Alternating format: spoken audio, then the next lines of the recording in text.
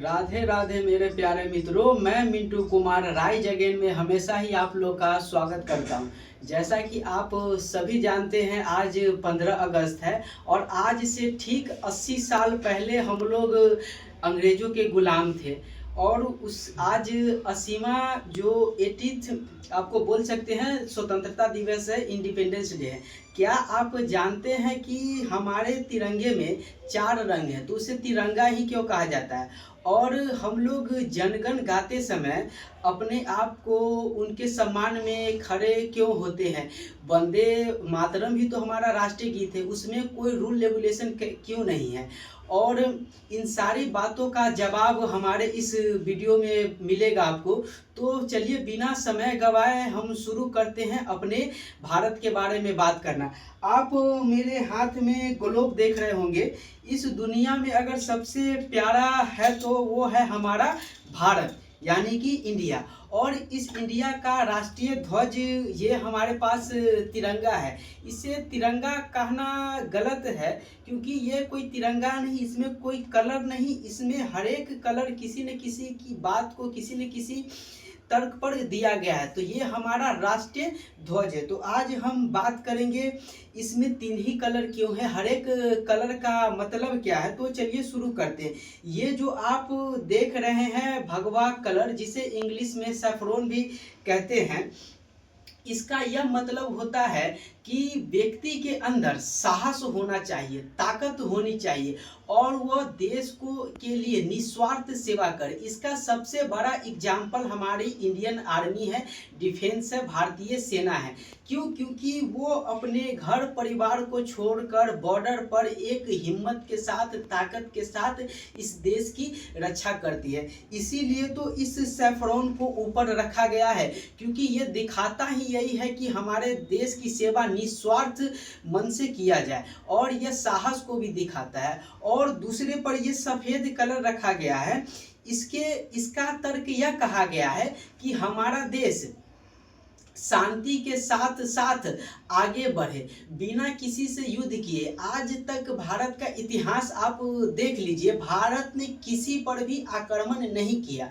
इसीलिए यह सफ़ेद कलर चुना गया है, क्योंकि हमारा ये जो सफ़ेद कलर है, ये शांति के साथ और सत्य के साथ हमारा देश आगे बढ़े, बिना किसी से लड़ाई किए हुए, युद्ध किए हुए, शांति और सत्य के साथ आगे बढ़े। और तीसरा नंबर पर आप ये जो ग्रीन कलर यानी कि हरा देख रहे हैं, यह कलर इस चीज़ को दिखाता है कि हमारा देश एक समृद्धिशील बने रहे, विकास अच्छे से हो, उर्वरता को दिखा। क्योंकि हमारा देश जो है वह कृषि प्रधान देश है। बहुत सारे लोग आज के टाइम में हिंदू, मुस्लिम, सिख, ईसाई को लड़ाने के लिए ऐसा बोलते हैं कि ये कलर मेरा है, ये कलर मेरा है, लेकिन ये तिरंगा हम सब का है, हमारे देश में रह रहे सभी देशवासियों का है। इसीलिए मैंने कहा ना कि इसे तिरंगा कहना मुझे लगता है यह गलत है, लेकिन ये हमारा राष्ट्रीय ध्वज है, इसे राष्ट्रीय ध्वज कहा जाना चाहिए। और बीच में आप ये जो ब्लू कलर का चक्र देख रहे हैं, जिसमें 24 तीलियां हैं, इसका मतलब ये नहीं है कि ये 24 घंटे को रिप्रेजेंट करता है।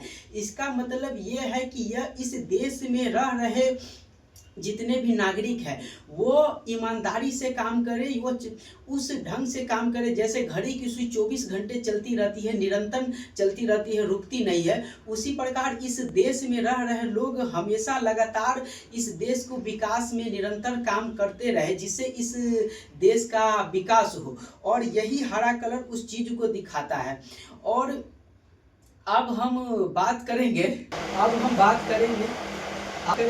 इस तिरंगा यानी कि हमारा राष्ट्रीय ध्वज जो है, उन्हें डिजाइन टिंगली मैकॉय द्वारा किया गया है, जिसे 22 जुलाई 1947 को हमारा राष्ट्रीय ध्वज के रूप में अपनाया गया। आप सभी को ये लगता है कि हम हर बार जनगण मन गाते हैं तो हमें इनके सम्मान में खड़े होना क्यों पड़ता है, जबकि वंदे मातरम यानी कि राष्ट्रीय गीत के साथ ऐसा नहीं है। तो चलिए हम इस पर भी कुछ बात कर लेते हैं। तो राष्ट्रीय ये जो 15 अगस्त और 26 जनवरी ये हमारा राष्ट्रीय पर्व है, और राष्ट्रीय पर्व पर राष्ट्रीय गान गाया जाता है। क्योंकि राष्ट्रीय गान एक ऑफिशियल लैंग्वेज यानी कि औपचारिक शब्द है, जिसका जैसे ही राष्ट्रीय समारोह में इसे गाया जाता है, यह राष्ट्र की भावना को दिखाता है, यह एकता को दिखाता है, राष्ट्र के प्रति सम्मान को दिखाता है। तो जब भी हम किसी का सम्मान करते हैं तो उसके सम्मान में हम क्या करते हैं, हम खड़े हो जाते हैं। और शायद यही कारण है कि जैसे ही राष्ट्रीय गान शुरू होता है हम सभी को उसके सम्मान में खड़े होना पड़ता है। आपको जानकर यह खुशी होगी कि इसे गाने के लिए कुछ रूल रेगुलेशन है। इसमें 52 सेकेंड के अंदर इसे गान को गाया जाता है। और एक बात और मैं बताना चाहूँगा, जबकि राष्ट्रीय गीत के साथ ऐसा कुछ भी नहीं है, उसे उसका टाइम 65 सेकेंड दिया गया है, लेकिन ऐसा कुछ माना नहीं जाता है कि उसे उस टाइम के ड्यूरेशन के अंदर ही गाना है। और एक बात और बताता हूँ कि जैसे हम ध्वजारोहण करते हैं तो बहुत सारे वीर जवानों का नाम लेते हैं। ये 15 अगस्त हमें सिर्फ और सिर्फ आज़ादी की याद नहीं दिलाता, हमें उन तमाम वीर पुरुषों की याद दिलाता है जिन्होंने इस देश को आज़ादी में अपना जान न्योछावर कर दिया। हमें उन सभी से प्रेरणा लेनी चाहिए कि हमें अपने हक के लिए, जैसे उन्होंने अपने हक के लिए अंग्रेजों से लड़ा, इस देश को आज़ादी दिलाई, उसी प्रकार हम अपने हक के लिए लड़ें। और चाहे इसमें हमारी जान ही क्यों न चली जाए, इनसे हमें यही प्रेरणा मिलती है कि हमें अपने हक के लिए लड़ना है, चाहे कुछ भी हो जाए। मुझे लगता है कि मैंने जो भी आपको बताया, मुझे जितनी जानकारी थी उसके हिसाब से मैं आपको बता चुका हूँ। और हम सब एक और वर्ड बोलते हैं वंदे मातरम, जिसका मतलब होता है माता की वंदना करना। तो दोस्तों, मुझे लगता है मैंने जो भी जानता हूँ वो सारा का सारा मैं इस वीडियो के माध्यम से बता चुका हूँ कि राष्ट्रीय गीत और राष्ट्रीय गान में क्या फ़र्क है, हमारे इस राष्ट्रीय ध्वज में इन तीनों कलर का क्या मतलब है, राष्ट्रीय ध्वज में ये जो चक्र दिया गया है इसका क्या मतलब है, वो सारा का सारा मैं इस वीडियो के माध्यम से बता चुका हूँ।